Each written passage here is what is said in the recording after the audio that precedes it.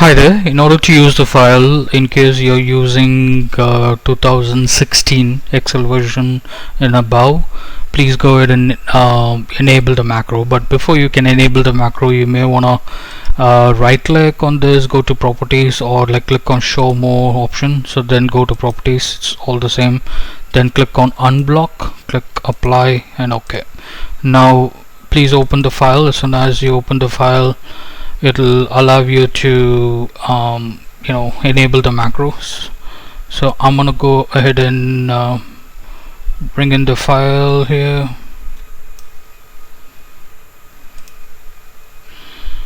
So you can see the first enabling needs to be done there, and then we need to enable the macro here.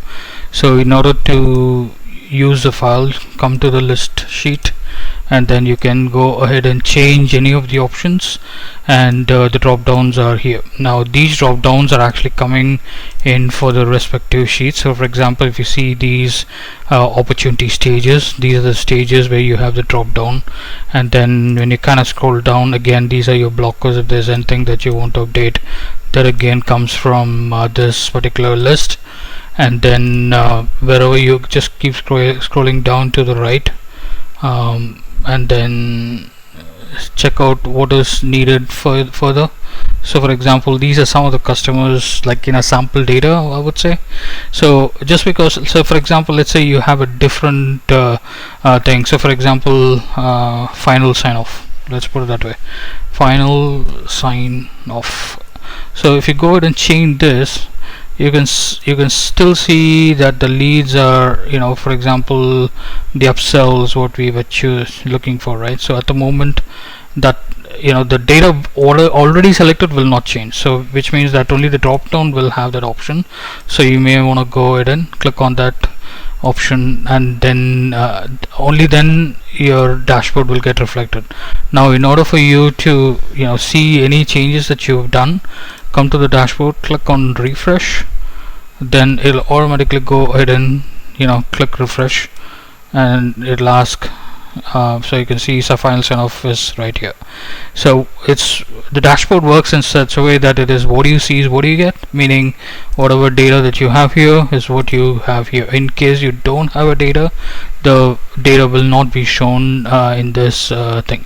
And just a word of note about the dashboard, it works in such a way that when you slice and dice, you can do two ways. One is show me, for example, let's say a specific owner, click on that, the dashboard will show only for that particular owner. And then so for example, if you see Lee, the entire dashboard now shows only for Lee. Okay, now if you want to see the other way around, show me everyone except Lee, then click on this button, and then now click on Lee, it will show you, it will deselect that. So this button is for that. Now that's the second option. The third option is you can do nested selection. When I say nested selection, you can select opportunity owner, and the respective slices what you see at the bottom will automatically get updated. So show me everyone in Finland, or show me everyone in Hong Kong or Belgium. So the entire dashboard will automatically get shown in here. So for example, let's say you click on Taiwan, and then you can see only these people are there. So if you want to see everyone, you can see that, or see specific information, and then go further. So if you click on this, it will clear all the